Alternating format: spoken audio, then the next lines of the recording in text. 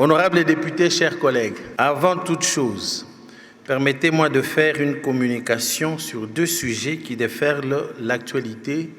tant nationale qu'internationale. Le premier concerne la situation des Congolais vivant en Afrique du Sud, qui demeure préoccupante au regard des actes de xénophobie, de discrimination et parfois de violence dont certains de nos compatriotes sont victimes. Ces comportements contraires aux valeurs africaines de solidarité et de fraternité portent atteinte à la dignité humaine ainsi qu'aux principes de libre circulation et d'intégration consacrés sur le continent africain. À cet effet, votre bureau a pris l'initiative d'inviter le gouvernement, à travers la ministre d'État, ministre des Affaires étrangères, à venir éclairer la lanterne de la représentation nationale au sujet de cette situation préoccupante. Par ailleurs, dans le cadre de la diplomatie parlementaire,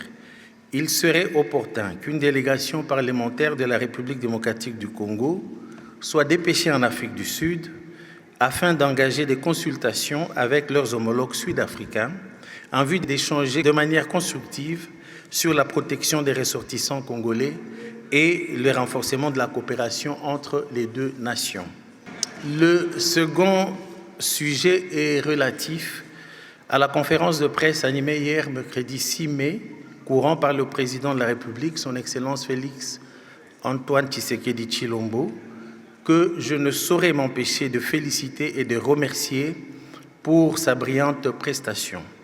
Cette conférence a représenté un exercice important de redevabilité républicaine dans un contexte où la population congolaise attendait davantage de repères et de clarté sur la gestion des affaires publiques.